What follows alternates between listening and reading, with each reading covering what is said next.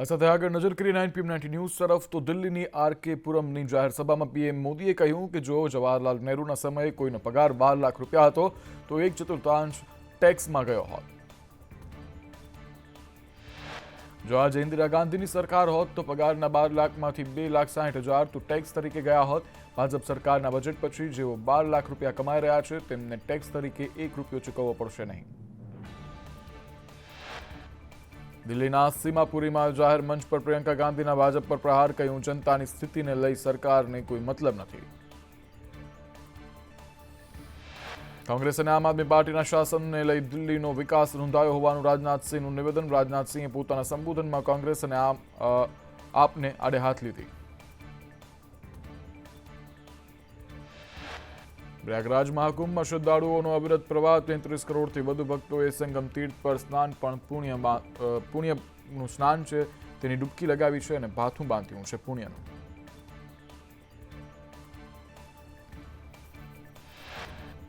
વસંત પંચમીના અમૃત સ્નાનને લઈ પ્રયાગરાજમાં ભક્તોની ભારે ભીડ જોવા મળી। કરોડો ભક્તો શ્રદ્ધાની ડૂબકી લગાવી।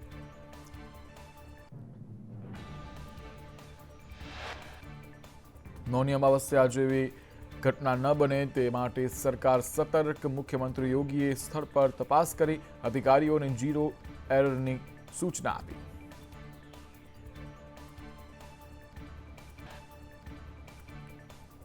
જમ્મુ કાશ્મીરના ડોડા જિલ્લામાં કાતિલ ઠંડી, હિમવર્ષા થતા પહાડો અને વૃક્ષો પર બરફની ચાદર છવાઈ।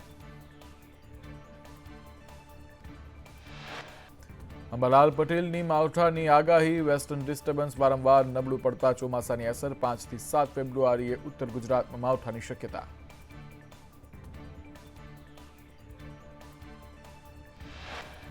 5, 6 અને 7 ફેબ્રુઆરીએ ઠંડીનો ચમકારો વધશે। 9, 10 અને 11 ફેબ્રુઆરીએ વાતાવરણ પલટો આવશે। 9 થી 11 ફેબ્રુઆરીએ કેટલાક વિસ્તારોમાં માવઠું પડવાની અંબાલાલ પટેલની આગાહી।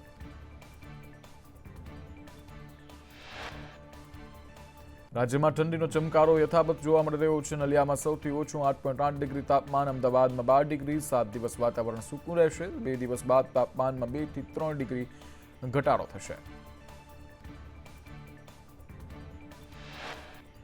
ગીર સોમનાથના માધુપુર દરિયામાં મહાકાય જહાજ નાની હોડીને અડફેટે લીધી। હોડીમાં સવાર 3 માછીમારોનો આબાદ બચાવ કરાયો। વેરાવળના જાલેશ્વરના માછીમારની હોડી ડૂબી।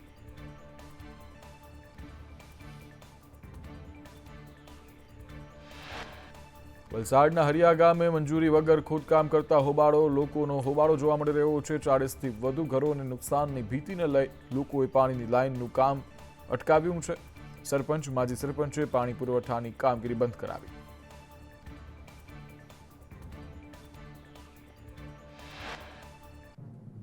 કેન્દ્રીય બજેટને લઈ CR પાટીલનું નિવેદન, મોદી સરકારને ત્રીજી ટર્મનું પ્રથમ બજેટ, સરકારે રક્ષા બજેટમાં વધારો કર્યો।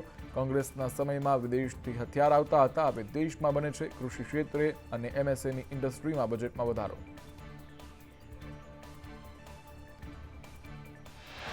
નવસારીમાં જાહેર મંચ પરથી સાંસદ અને કેન્દ્રીય મંત્રી CR પાટીલનો કટાક્ષ, ધારાસભ્ય CR પાટીલ પર કટાક્ષ કરતા પાટીલે કહ્યું, વાઘને કોણ કહે, તમારું મોઢું ગંધાય। RC પટેલના બાકી કામને જોતા 7મી ટર્મ આપવી પડશે।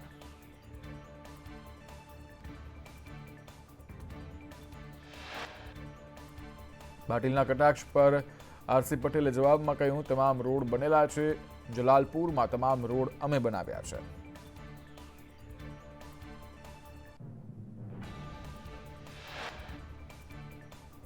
બનાસકાંઠા જિલ્લા વિભાજન બાદ કાંકરેજમાં વિરોધ યથાવત। જિલ્લા કલેક્ટરે 31 ડિસેમ્બરથી 2 જાન્યુઆરી સુધી વિભાજનને લઈને અભિપ્રાય રજૂ કરવા માટે સમય આપ્યો હતો। કાંકરેજના MLA અમૃતજી ઠાકોરે રજૂઆત કરી હતી।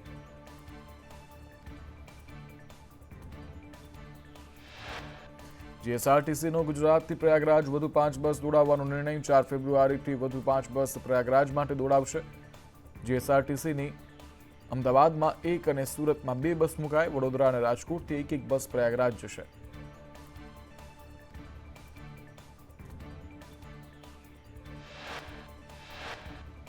સુરતમાં સંકલન બેઠકમાં ધારાસભ્ય વિનુ મોરડિયાએ અધિકારીઓનો ઉધડો લીધો।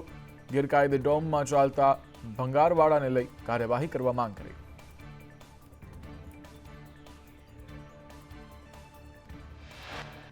બંગારવાડામાં સુરક્ષા ગાર્ડની હાજરી અંગે ઉગ્ર રજૂઆત કરી તો અધિકારીએ કહ્યું ડોમ હટાવવા નોટિસ આપી છે. ધારાસભ્ય મોરડિયા અધિકારીના જવાબથી અસંતુષ્ટ જોવા મળ્યા.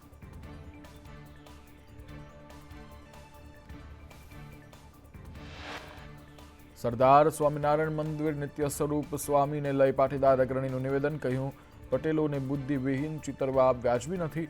સમાજમાં રોષ ભભૂકે તેવા નિવેદન ન આપવા જોઈએ.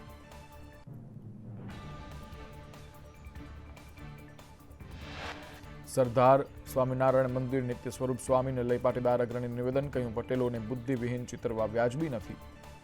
પરસોત્તમ પીપળિયાએ કહ્યું નિત્ય સ્વરૂપ સ્વામીએ અગાઉ આવા બફાટ કર્યા હતા. સાધુને શોભે તેવી વાત કરવી જોઈએ. સમાજમાં વિવાદ અને ભાગલા પડે તેવું નિવેદન.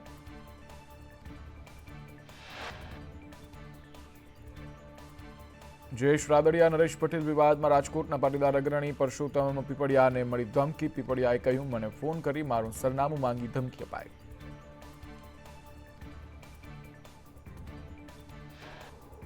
રાજકોટના ધોરાજીના જમનાવડમાં ફાટક પર ઓવરબ્રિજના કામને કારણે જૂનાગઢ રોડ બંધ થતા યોગ્ય ડાયવર્ઝનના અભાવે ટ્રાફિક જામ સર્જાયો. એમ્બ્યુલન્સ સહિતના વાહનો ટ્રાફિક જામમાં ફસાયા.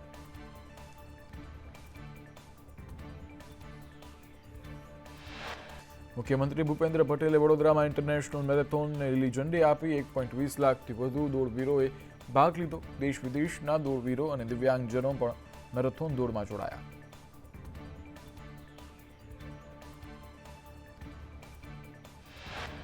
દિલ્હી અને ભુજ વચ્ચે નવી ફ્લાઇટ સેવા શરૂ. ભુજ એરપોર્ટ પર પ્રથમ ફ્લાઇટનું વોટર સલ્યુટ આપીને સ્વાગત કરવામાં આવ્યું.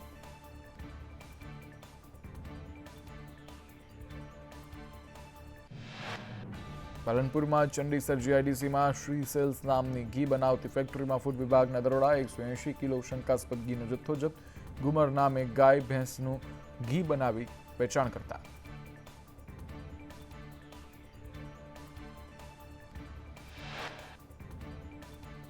જૂનાગઢમાં 17મી અખિલ ભારત ગિરનાર આરોહણ અવરોહણ સ્પર્ધા શરૂ. ભારતભરના 570 જેટલા સ્પર્ધકોએ લીધો ભાગ. બોયઝ માટે 5000 પગથિયા અને ગર્લ્સ માટે 2200 પગથિયાની સ્પર્ધા.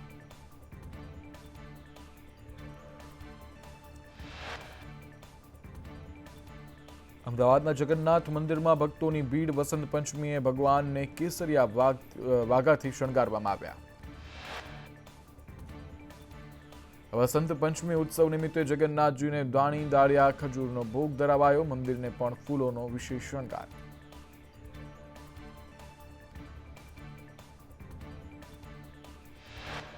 ઊંઝા ઉમિયાધામમાં વસંત પંચમીની ધામધૂમથી ઉજવણી કરવામાં આવી. મંદિરમાં નવીન ધ્વજાનું આરોહણ કરવામાં આવ્યું.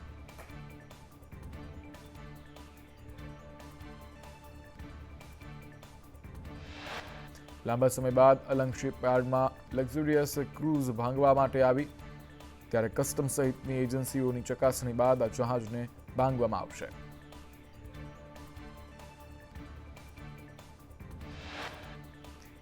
કચ્છમાં જીએચસીએલ કંપનીના કર્મચારીઓનું રેસ્ક્યુ. બોટ પલટતા કર્મચારીઓ સંપર્ક વિહોણા બન્યા હતા. બીએસએફે 3 કર્મચારીઓનું રેસ્ક્યુ કરી બચાવી લીધા.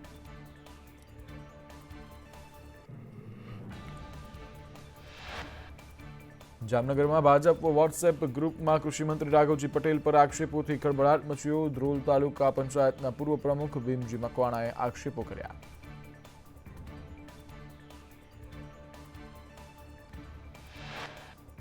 જિલ્લા પંચાયતની ચૂંટણીમાં બીએસપીના ઉમેદવાર મુદ્દે કર્યા આક્ષેપ. ભાજપ સામે બસપાના ઉમેદવારને ઊભા કર્યાનો આક્ષેપ કરાયો. વ્યક્તિગત સ્વાર્થ માટે શિસ્તભંગ કર્યાનો આક્ષેપ કરાયો.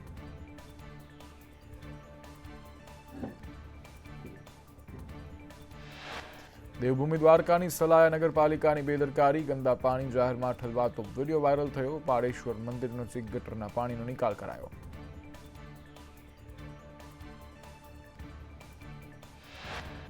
સુરતમાં Gujarat police DGP 2025 cricket tournament કપનું આયોજન. લાલભાઈ કોન્ટ્રાક્ટર સ્ટેડિયમ ખાતે ભવ્ય ટુર્નામેન્ટનું આયોજન કરાયું.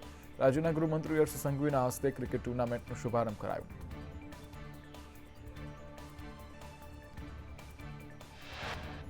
સુરતમાં ગૃહ રાજ્યમંત્રી હર્ષ સંઘવીના હસ્તે સેલ્ફ બેલેન્સિંગ ઈ બાઇકનું લોકાર્પણ કરવામાં આવ્યું છે. ગૃહ રાજ્યમંત્રીએ સેલ્ફ બેલેન્સિંગ ઈ બાઇક ચલાવી. શહેર પોલીસ નવી સેલ્ફ બેલેન્સિંગ ઈ બાઇકથી પેટ્રોલિંગ કરશે.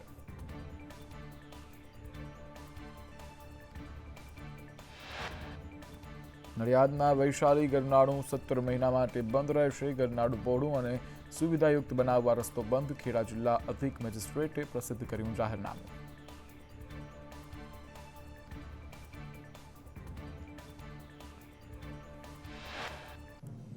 જેતપુર નગરપાલિકામાં ટિકિટને લઈ ભાજપમાં અસંતોષ. પ્રશાંત કોરાટે ટિકિટ કાપી હોવાનો પૂર્વ પ્રમુખ સુરેશ સખરેલિયાનો આરોપ. ભાજપ યુવા મોરચાના પ્રમુખ પ્રશાંત કોરાટ પર આક્ષેપ લગાવ્યા.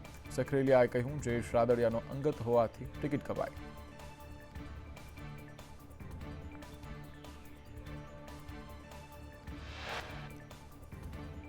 જયેશ રાદડિયાએ કહ્યું, જેતપુર નગરપાલિકાની 42 સીટ પર વિજય મેળવીશું. સુરેશ સખરેલિયાને 42 ઉમેદવારોએ સમર્થન જાહેર કર્યું હતું. 42 ઉમેદવારોએ ઉમેદવારી પરત ખેંચવાની ચીમકી આપી હતી.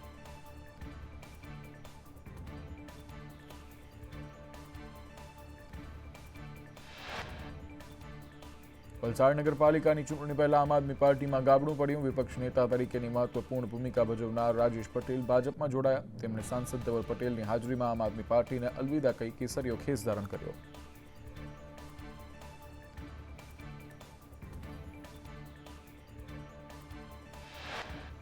વલસાડ નગરપાલિકાની ચૂંટણીમાં વિરોધ પક્ષની ભૂમિકા ભજવનારનો પરિવાર ભાજપમાં. આમ આદમી પાર્ટી નેતા રાજુ મરચાનો પરિવાર ભાજપમાં જોડાયો. પૌત્ર, પુત્રી, પત્ની, જમાઈ અને વહુ ભાજપમાં જોડાયા.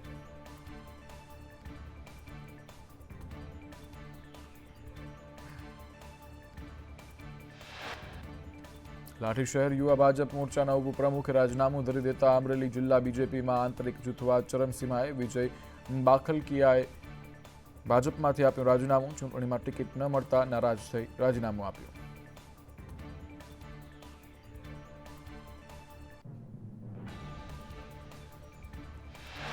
રાજકોટના જેતપુર ભાજપમાં ભડકો. પૂર્વ પ્રમુખ સુરેશ સખરેલિયાની ટિકિટ કપાતા ઓહાપો મચ્યો. સુરેશ સખરેલિયાની સમર્થનમાં ભાજપના ઉમેદવારો ફોર્મ પરત ખેંચે તેવી શક્યતા.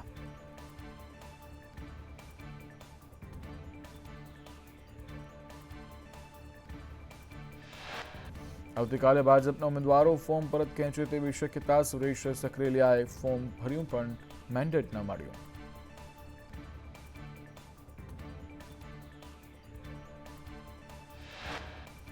જૂનાગઢમાં ટિકિટને લઈ ભાજપ સામે નારાજગી જોવા મળી. ગુર્જર ક્ષત્રિય કડિયા સમાજના કોઈ વ્યક્તિને ટિકિટ ન અપાતા રોષ ભભૂક્યો. પ્રમુખ વિવેક ગોહિલે પીએમને પત્ર લખ્યો.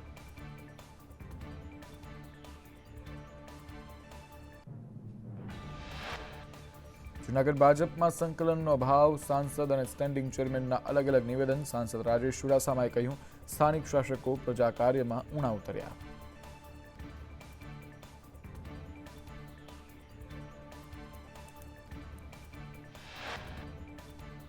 જ્યારે જૂનાગઢ કોર્પોરેશનના સ્ટેન્ડિંગ ચેરમેન હરેશ પરસાણાએ કહ્યું, મીડિયા ઉપર દોષનો ટોપલો ઢોળવાનો પ્રયાસ કર્યો તેઓએ.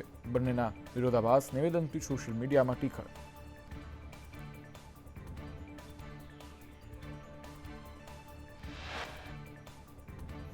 જૂનાગઢ મહાનગરપાલિકાની ચૂંટણીમાં કોંગ્રેસના સંતુષ્ટ ઉમેદવારે આમ આદમી પાર્ટીમાંથી ફોર્મ ભર્યું. કોંગ્રેસે ટિકિટ ન અપાતા રજાક હાલાનું નામ જે છે તે સામે આવ્યું હતું. ટિકિટ ન અપાતા રાજીનામું ધર્યું છે. કોંગ્રેસના શહેર પ્રમુખ સામે ગંભીર આક્ષેપો પણ કર્યા છે.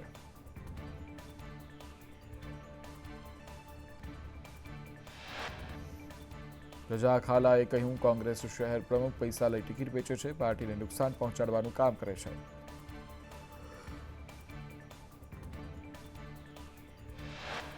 જૂનાગઢમાં રજાક હાલાના આક્ષેપ પર શહેર કોંગ્રેસ પ્રમુખ મનોજ જોશીના પ્રહાર. કહ્યું, ટિકિટ ન મળતા ખોટા આક્ષેપ કરે છે. સ્થાનિકો સાથે ચર્ચા કરી લેવાયો છે નિર્ણય.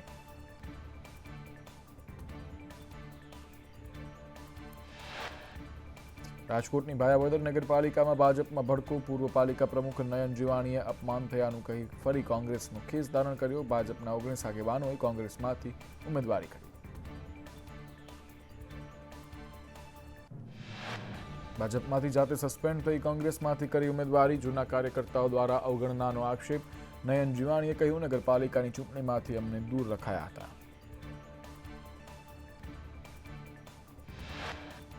દ્વારકા નગરપાલિકાના ભાજપના 8 ઉમેદવાર બિનહરીફ. પાલિકાના 28માંથી 8 સભ્યો બિનહરીફ થયા.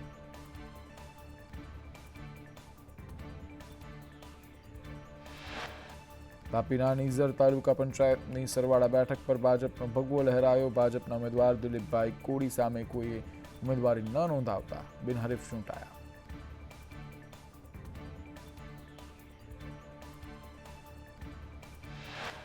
જૂનાગઢ ભાજપમાં અસંતોષ ચરમસીમાએ. વોર્ડ નંબર 7ની મહિલા પ્રમુખ દિવ્યા સાવલાણીએ આપ્યું રાજીનામું. ટિકિટ ન મળતા અપક્ષમાં ફોર્મ ભર્યું.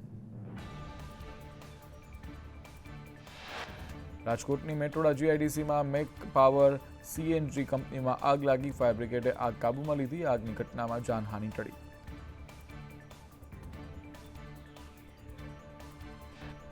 સુરેન્દ્રનગરના પાટડીમાં વકીલ પર 2 રાઉન્ડ ફાયરિંગ અને કાર પર હુમલો. જમીન વિવાદમાં વકીલ સાજિદ ખાન પર હુમલો કરાયો. સુરેન્દ્રનગરના ભાજપના નેતા બન્યા હનીટ્રેપનો શિકાર. નટુજી ઇલોરિયાનો રંગરેલિયા મનાવતો વિડીયો વાયરલ થયો છે. 10 લાખની ઉઘરાણી કરતા નટુજીએ ફરિયાદ નોંધાવી. મોરબીમાં ભાજપ આગેવાનની સંસ્થામાં તોડફોડ કરવામાં આવી. ઓફિસમાં તોડફોડના સીસીટીવી દ્રશ્યો સામે આવ્યા. જયેશ કાસુંદ્રા સહિત 3 વ્યક્તિ સામે ફરિયાદ. સુરતમાં ડ્રગ્સ પેડલરો પણ હુમલો કરનાર અન્ય પેડલરોનું સરઘસ.